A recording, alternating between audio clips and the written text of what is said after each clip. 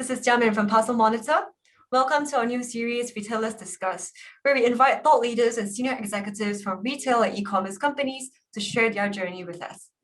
So today, in collaboration with the upcoming eTail Asia 2021, we're extremely excited to have with us Satyaki, the Chief Operations Officer of Luxasia, the leading omni-channel partner for luxury and beauty brands such as Bulgari, SK2, and La Prairie. So Satyaki, tell us what you do at Luxasia, but without using the words retail and e-commerce. I try.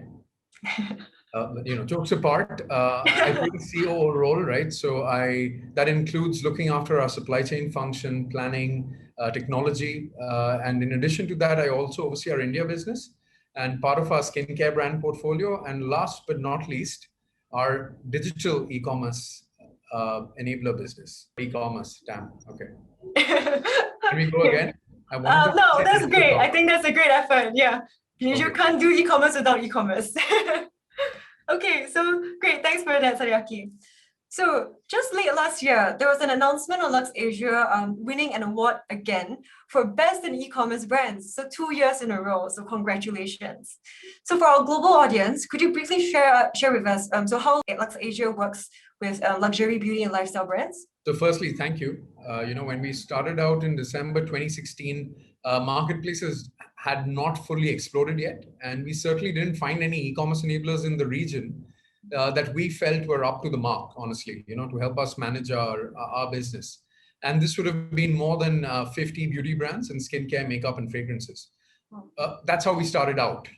We quickly carved out this business then as an end-to-end e-commerce enabler business. So we worked with the Luxasia brands. We also worked with our joint venture partner brands.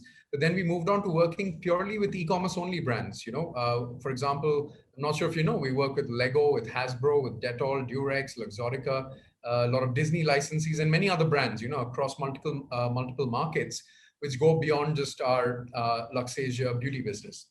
Wow. As an end-to-end e-commerce enabler, what we do with all our brands and what we do for our brands, I would break it up into 4 things. 1, we manage the marketing, product catalog, promotions, campaigns end-to-end for our approximately 80 brands across more than 15 marketplaces in the region. Secondly, we do all the boring stuff, which means we do demand planning, we do warehousing and fulfillment, and we oversee the last mile delivery and returns management with the customer. Now, these are the reasons, not necessarily why an e-commerce business succeeds, but these are certainly the reasons why they fail. So that is the second thing of what we look after and we take pride in. The third would be we take care of the entire store operations and the integration of the same with the order management system and the backend systems, as well as customer service. And finally, CRM and customer journey mapping and analytics, working with the brands to ensure we maximize their performances on the marketplaces. So in a nutshell, those are the 4 things we'd probably do. Oh, that's a lot of things. That's a lot of things. And of course, thanks to companies like Luxasia, we're able to shop for luxury brands like, for example, SK2 online. I think there was a recent launch on last month, if I'm not wrong. Yeah, so I think, that's great. It's fantastic. Thanks for sharing. So going to a bit of the meat of the discussion. So we all know that 2020 was a bit of a difficult year for many people, especially retailers, physical retail, and many things changed. So maybe for yourself, Satyaki, as a senior executive, as a COO in Luxasia, so what was the biggest change you experienced in 2020? 2020 was a difficult year for one and all. I won't belabor that point. There's one quote that I quite like, and there are variants of it, but the Mike Tyson variant went, everybody has a plan until they get punched in the face. So 2020 was a bit like that. And I think most people around the world got punched in the face, and everything we had been building up in our minds sort of fell flat. That happened professionally, personally, for most people, right? If I think about one thing that stood out for me at Luxasia, it was the amount of time I think a lot of teams put into thinking through what they were doing, why they were doing it, and also how they were doing it. If I had to encapsulate it into one word, it would probably be clarity. I think this stepping back helped crystallize for most folks what had impact and what did not have any impact.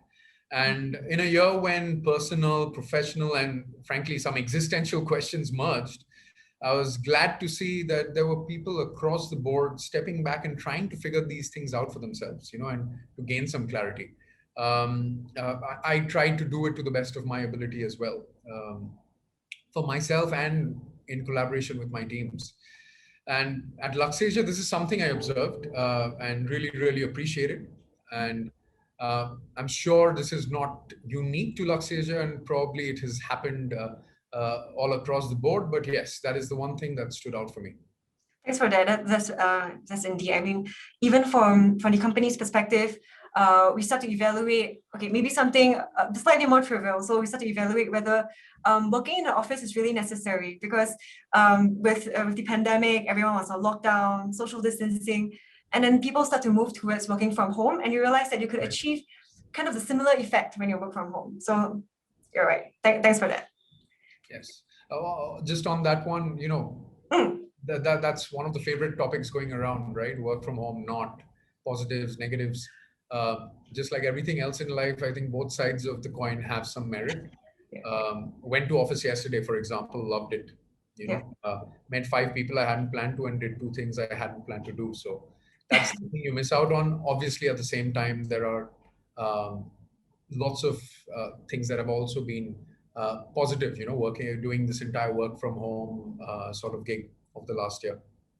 Agree. Okay, so following up from that, maybe on a kind of industry perspective, we know that many retail stores, large shopping chains were hit during the initial pandemic outbreak, and they are still being hit. Of course, due to the nationwide kind of lockdowns that happened and are still happening. So for the beauty and luxury industry, so what were kind of the main challenges you and your team faced, and how do you adapt and overcome all these challenges? Look, as you rightly point out, retail was obviously hit hard during the initial pandemic outbreak, and frankly, it persisted. By definition, as you can imagine, one, luxury products were hit harder compared to, say, FMCG brands, right? Number 2, certain categories were hit a lot harder compared to some others. For example, skincare fared a lot better than, say, makeup did, right? We also saw certain countries fare a lot better than some others. For example, Taiwan, Singapore, Australia, to a large degree, China for us, probably did a lot better than some of the other Southeast Asian economies in terms of how things fared. What we did as an organization, 3 things. First and foremost, we acted really quickly when it came to protecting our people, and especially our frontliners. I remember we had deployed split teams across our countries as early as February. We started work from home well before the government advisories came around. Even today, we continue to offer a significant amount of flexibility to our team. So I think the first thing we did was act on this front, because everybody needed to be at peace to the extent that they could, before we started talking about work, right? Secondly, our e-commerce and social commerce businesses grew manifold during this time frame. This had 2 parts. One, as we've discussed, was they were our Luxasia joint venture and distribution brands, beauty, where not just our e-commerce team members, but also our sales and marketing team members, our support functions, for example, planning, finance, everyone adapted their daily workday to cater to the new demands of a much higher proportion of e-commerce and social commerce business. That was truly inspirational, because that's extremely different in terms of what you actually do every day.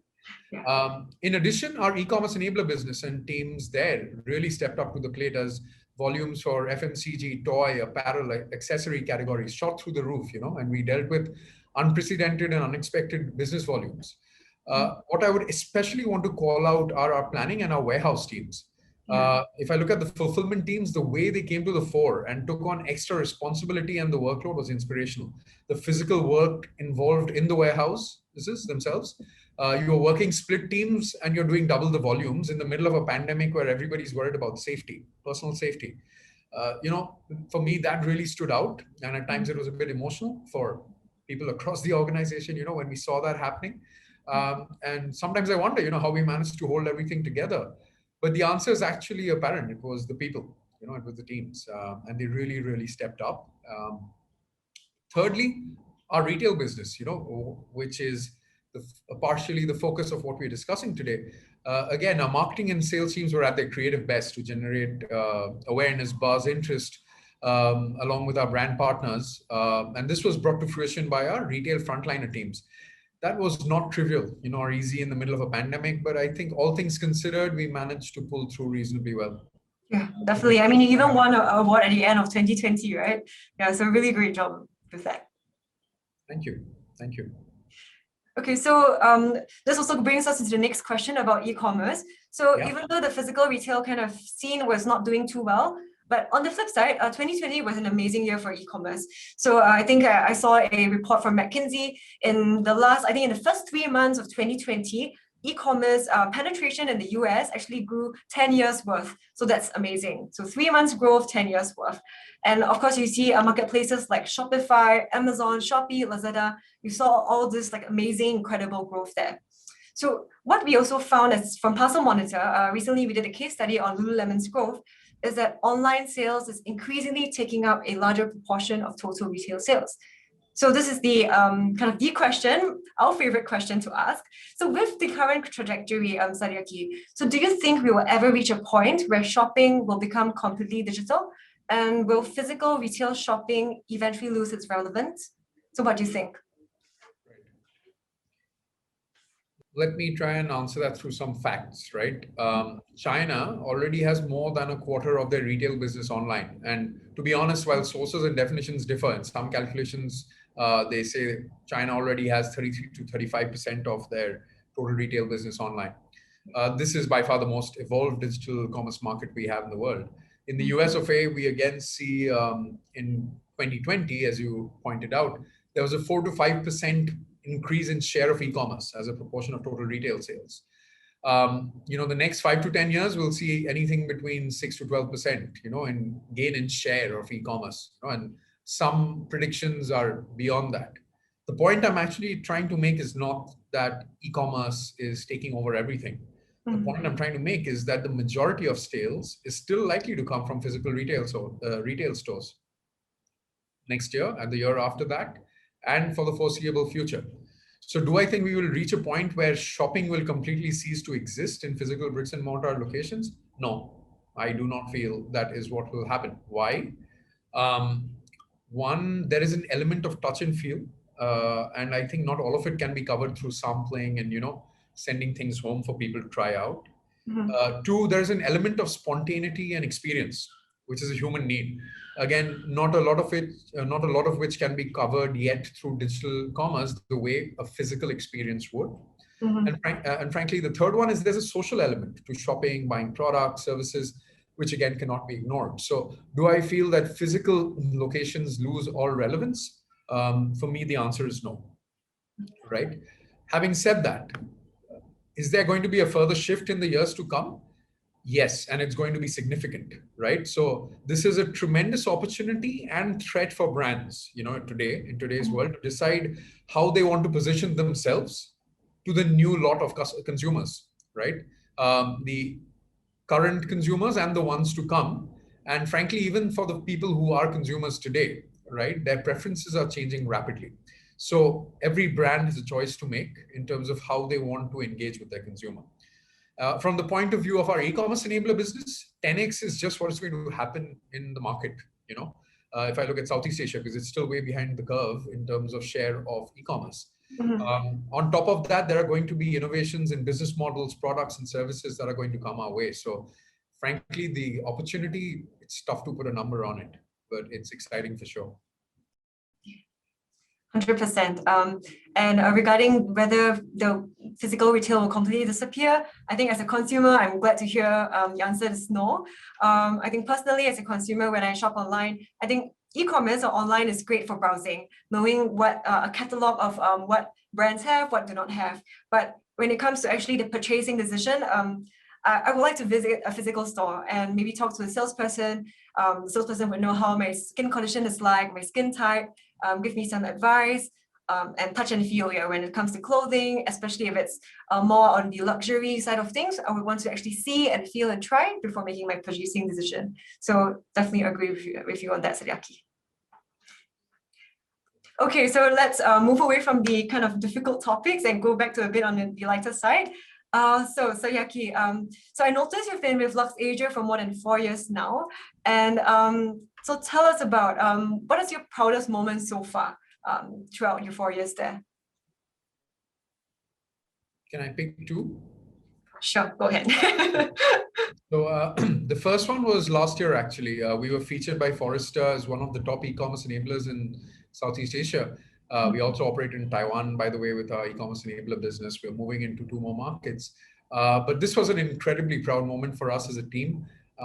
We started with our first hire and leader for the e-commerce enabler business, Manvi Katuria, in December 2016. And today we have hundreds of people, more than 80 brands working on more than 15 marketplaces, and social commerce platforms on top. So this was a vindication of us having, gotten somewhere on that journey, and we feel this is just the beginning and there's lots to come. So, let's keep talking.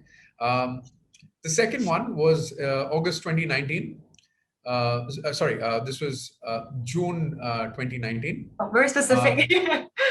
Yes, we took on the business of one of the largest premium skincare brands in the world, and it is the market leader in Southeast Asia. For all our Southeast Asian markets, and Australia followed a few months later. We had worked on taking over this brand for a significant duration of time, and to make that happen, it involved multiple conversations. Both parties really, came to the table and discussed everything out threadbare, and then we finally went ahead and made it happen. And that decision was finally inked in June. And 2 days later, my son was born. So I remember, nice. I remember putting up a picture on Workplace.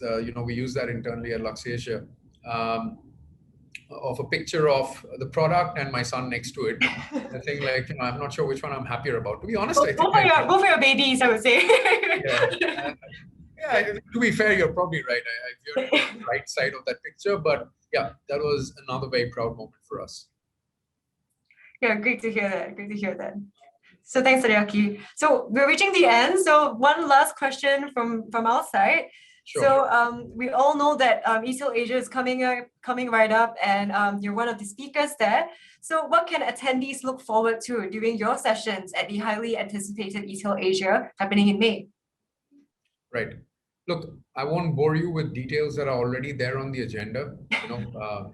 You should just take a quick look. You can expect my frank views and my bad jokes. I promise I will not hold back on either. Great to hear that. So Satyaki, once again, thank you so much for your time today. And of course, not forgetting the Luxasia team, the eTail Asia team for making this happen. So again, eTail Asia Virtual Summit is happening in May. So remember to register. It's free to attend for all retailers and brands. So, and of course, finally, do keep a lookout for the other data-driven insights from Parcel Monitor, the one-stop platform for all things e-commerce logistics. Thank you. Thank you, Jiamin. Thank you, everyone.